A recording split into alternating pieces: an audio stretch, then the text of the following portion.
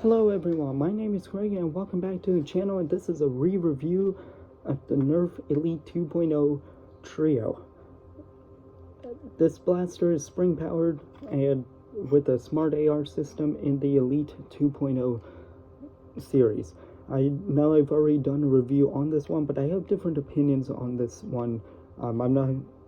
Spoiler alert, I'm not as harsh anymore on this blaster as I was in my original review, so here we go with my new and updated thoughts. Let's get into it. So we'll start out with the blaster overview. Starting up at the front, there's no end strike barrel lug. This is front loading blaster. There's three barrels up front. You'll simply front load with this. This runs on the smart AR system, and the capacity of this blaster is 3 shots. Smart AR system works fairly well. I've been doing a lot of testing on it. It works pretty well. We'll see more of that in the firing demo. Getting up top, there is an end strike tactical rail on here. I don't even know what you're going to put on a blaster of this, but that's super cool. Cool that they have it. Getting down to back is a sling mount. I find it kind of funny that this type of blaster has a sling mount, but cool. Getting down to the grip. Grip is pretty comfortable. I don't think that it's particularly as proportioned as it could be. I think that they could have added a little bit more length to this grip to really make it proportional to the blaster, but it's fine. And it's actually fairly comfortable, works pretty well. Getting down to the bottom, this blaster is spring powered. This is the priming handle. To prime, you do that and you're ready to fire once. Right, this blaster does not have slam fire. Getting down to the trigger pull is pretty standard for most Elite 2.0 blasters on the market. I'd say that it's on the medium side, so a little bit heavier than normal. There is a lot of velocity behind this blaster actually, but works very well with it. That's the trigger. That's pretty much everything to go over with this blaster. I'll note a little bit here on the form factor of it. It's very sleek. If you think of the Elite 2.0 Triad, that one's a little bit thicker. This one's pretty much the same thing that that blaster is trying to do, but thinner profile. So this could probably be tucked away a little bit easier, but it technically has a little bit more plastic with that. I'll get into pros and cons on that type of stuff, and does that really matter more in my opinion section. Now onto a firing demo. Starting with normal Nerf Elite darts and all of the barrels.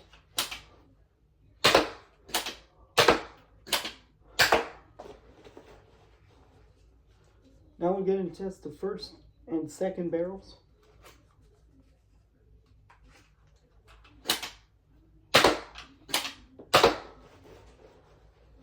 First and third barrel.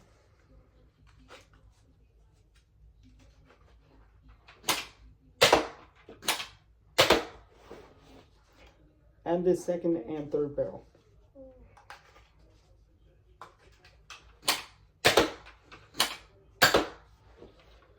Now for some X-Shot Insanity waffle head style darts.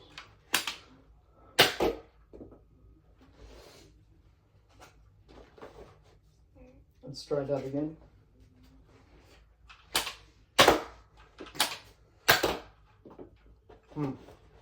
First and second barrel.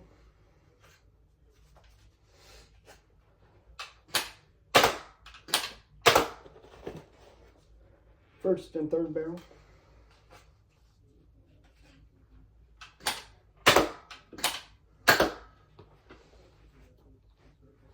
And second and third.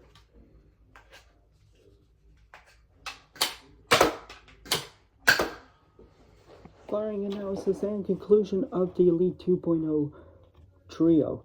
Fired actually fairly well. Smart AR system worked pretty well. There was a hiccup when I put in the X-Shot Insanity darts of it shotgun firing out when I had in 3 darts. I'm not sure of the reason from that, if it's the seating of the dart or if it's the projectile itself. I didn't have any issues with that with Nerf Elite darts, but just a little bit of inconsistency there, but it happened really that once, so I can't really fault it for that, and I don't have enough times that it did that to really analyze, nor knowledge of blaster mechanics to really analyze what the problem of that is. So I'm gonna gonna mention it, but I'm gonna also gloss over it a little bit with it.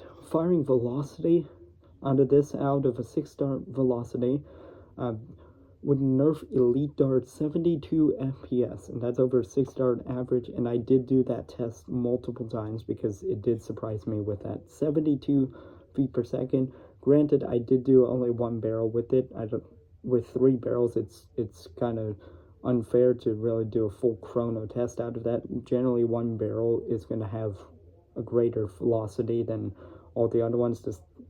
This was true with the triad, with the Elite Triad and stuff. That was one did have a greater velocity than the other.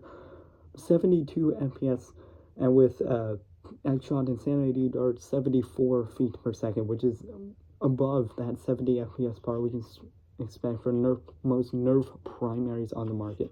Another backup pistol shooting harder than most Nerf primaries on the market right now. It's just blowing me away with it. And I think generally that is definitely a good selling point for this blaster. A great form factor with the blaster, great performance, low cost. It actually costs like maybe $8 at the most for this blaster, and you get very good performance out of it. And that was multiple times that I did do that chrono test, and I got the same results out of it. So if you guys got slightly different chrono results that you might think that mine is inaccurate for some reason, let me know. Definitely, I want to know what you guys did differently, or if you had a different type of product, like a different trio that shot differently than mine did. Let me know that. But I have to based off of this one model that I got. So that's still really, really good for a backup pistol, which this is really filling that role. That's incredible that it's shooting at that type of velocity. You can actually hit what you're aiming at really any distance with this blaster. Now, this is really a backup pistol. For this, I would recommend this as like a secondary. This is basically like a triad.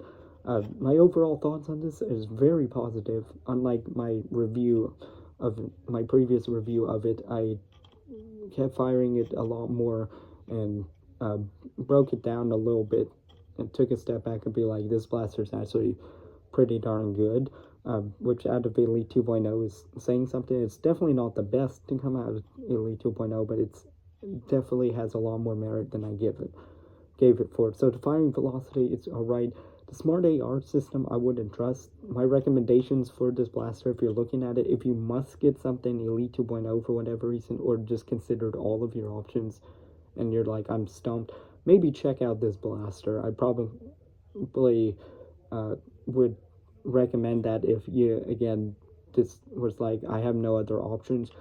This could probably fit the role for it. I would definitely check out a triad, the Elite Triad, because I think that it's still better than this one. It's more reliable. While yes, it has more girth to it, I think that it's definitely a much more reliable blaster. Has slightly better velocity than this blaster does, and I just trust him more than really anything Elite 2.0 at this rate. But it works well. The form factor is so slim, you could actually make a holster for this, like a holster backup pistol. Definitely not a sidearm.